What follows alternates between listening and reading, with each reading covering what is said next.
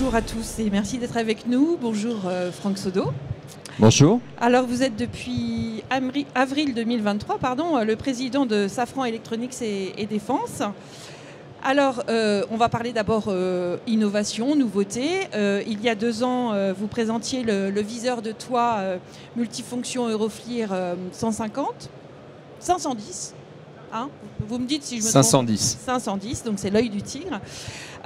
Cette année, alors que les Jeux Olympiques vont bientôt démarrer, eh bien, vous présentez un système anti-drone que vous dites unique en Europe et qui s'appelle Skyjacker. Alors, qu'est-ce qu'il a de particulier, ce système ?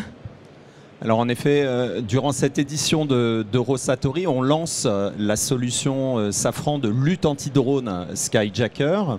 C'est une solution sans équivalent à travers le monde, oui, notamment parce qu'elle permet de traiter les essaims de drones, c'est-à-dire un nombre très important de drones.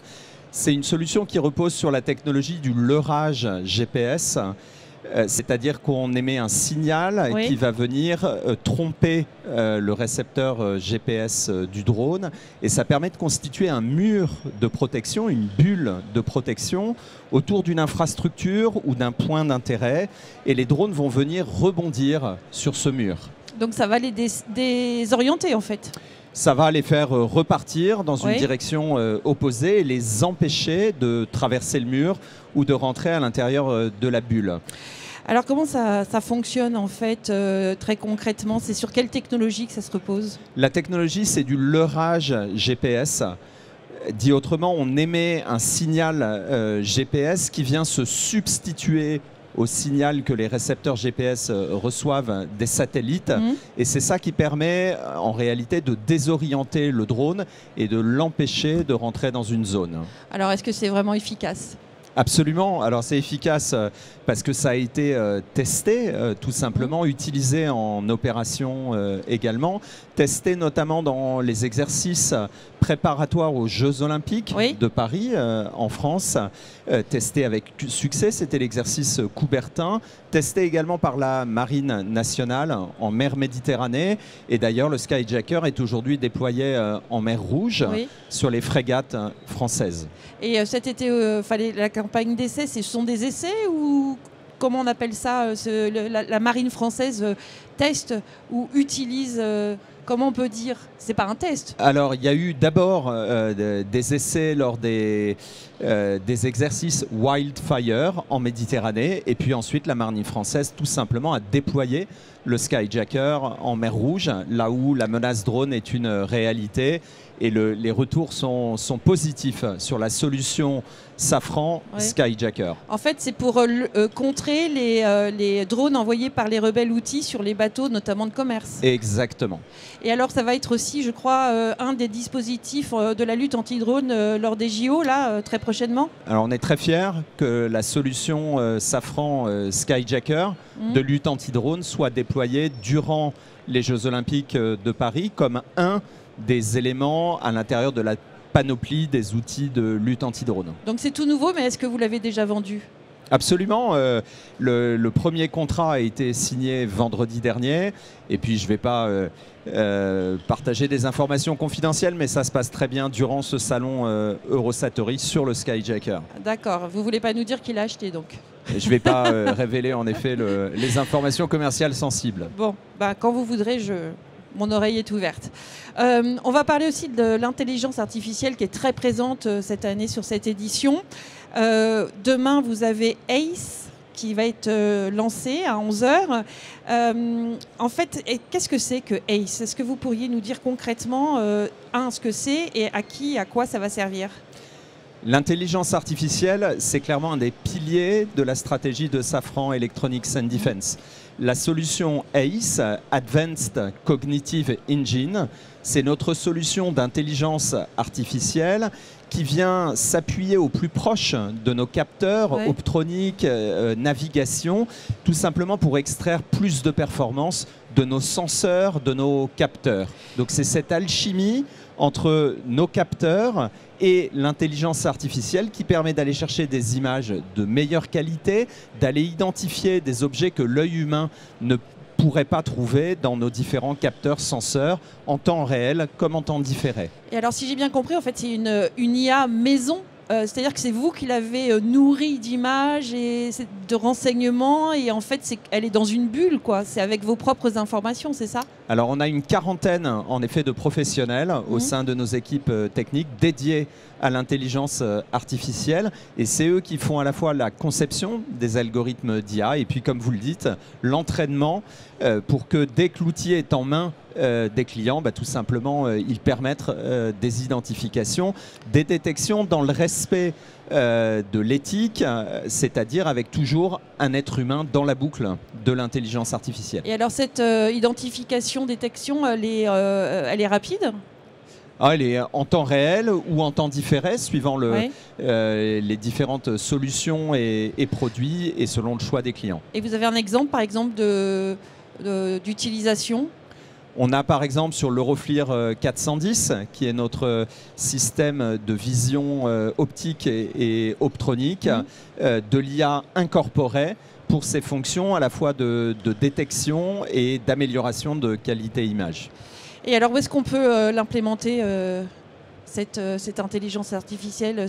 Ça va dans tous les matériels Alors chez Safran Electronics and Defense, ça va se déployer dans nos gammes d'optronique embarquée, donc typiquement les familles Paeseo, Euroflir 410, également dans nos systèmes optroniques portables, et puis on utilise également l'IA dans nos activités de navigation, PNT, position, navigation, temps. Et comment elle s'insère dans le combat collaboratif, en fait Alors, chez Safran Electronics and Defense, nous, on est sur l'utilisation de l'IA au plus proche du capteur. Donc, ce sont des utilisations particulières où on est réellement dans une boucle courte entre les capteurs, les senseurs et l'utilisation de l'intelligence artificielle, donc une intelligence artificielle embarquée. Et alors, elle est prête quand cette intelligence Cette intelligence est prête dès à présent. C'est pour ça qu'on fait le lancement demain. Et donc l'incorporation dans nos produits a déjà débuté. C'est une réalité et pas seulement une projection. Et alors les militaires, notamment français, ils l'auront quand dans leurs mains? Alors ça, on va engager, on lance la solution demain, donc on entame les discussions et on va voir. Mais vu les résultats, j'ai aucun doute que les solutions vont être apprivoisées extrêmement rapidement. Bon, on va suivre ça. Comment en fait se porte Safran Electronics and Defense? Safran Electronics and Defense est aujourd'hui une entreprise en mouvement. On a simplifié l'organisation autour de 3 Global Business Units. Vous avez réorganisé, c'est ça? Voilà, exactement. On a également clarifié la stratégie avec une stratégie privilégiée d'équipementier de défense. On a renforcé notre présence aux États-Unis avec la création de Safran Defense and Space Inc., qui abrite toutes nos activités en lien avec le gouvernement américain. Et puis enfin, on est présent sur des développements agiles, incrémentaux. Et vous avez vu, durant Eurosatory, on lance 4 nouveaux produits qui ont été développés en moins de 6 mois. Donc cette approche agile, incrémentale, également, au-delà de l'autre pilier de Safran Electronics and Defense, qui reste ce que j'appelle des développements fondation sur plusieurs années. Vous pouvez nous citer un ou deux de ces produits qui ont été rapidement développés? Oui, bien sûr. Skyjacker, développé en moins de 6 mois. Geonyx Navwar, qui est la combinaison de nos technologies inertielles avec les technologies anti-jamming, anti-spoofing.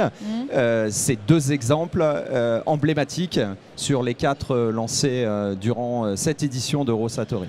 Une petite question quand même, pourquoi vous avez été obligé ou vous êtes senti obligé de réorganiser en interne votre entreprise?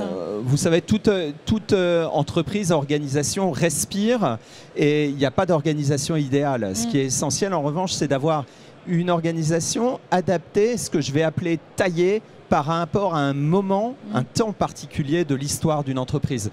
Et actuellement, on est clairement dans une période de transformation du champ de bataille. Cette transformation, il faut qu'on l'embrasse. Et l'embrasser, ça veut dire également s'assurer que nous sommes organisés par rapport à ces enjeux de transformation du champ de bataille. Alors, il y a ces enjeux-là, et puis il y a l'enjeu d'économie de guerre qui avait été déclaré ici il y a 2 ans par le président de la République. Concrètement, ça se traduit par quoi chez vous, dans votre société ?